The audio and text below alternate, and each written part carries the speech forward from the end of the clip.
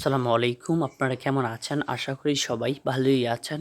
মাশাআল্লাহ agro YouTube চ্যানেলে আপনাদেরকে স্বাগতম।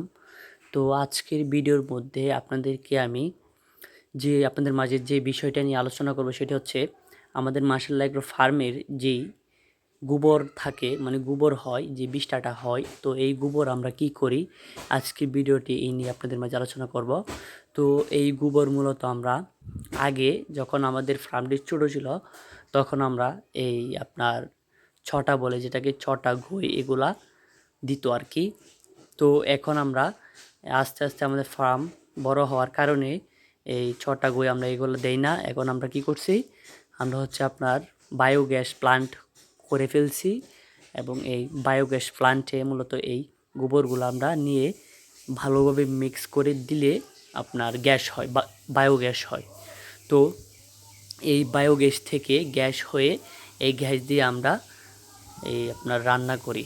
তো আপনাদেরকে আমি একদিন একটা ভিডিওতে দেখাবো আমাদের বায়োগ্যাস প্লান্টটি কত বড়, কত সাইজের এবং কত টাকা দিয়ে আমরা বায়োগ্যাস প্লান্টটি করেছি।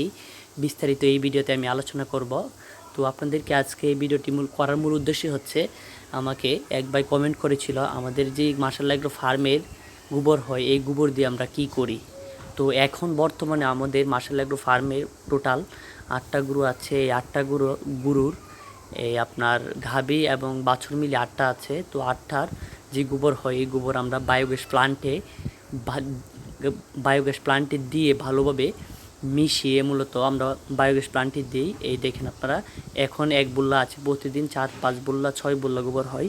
তো সবগুলোই আমরা বায়োগ্যাস প্লান্টে দিয়ে আমরা গ্যাস উৎপন্ন করে গ্যাস দিয়ে রান্নাবান্না করে আর কি আমাদের 2 ফ্যামিলি ভালোভাবে চলে যায় এই বায়োগ্যাস প্লান্টে।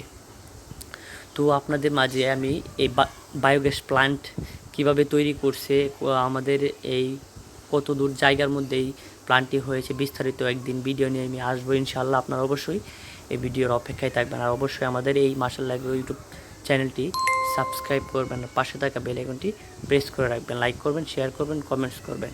তো দেখেন আমাদের এই গোবরগুলো মূলত আমরা বায়োগ্যাস প্লান্টে দিই। আজকের ভিডিওতে আপনাদেরকে আমি বলে দিলাম।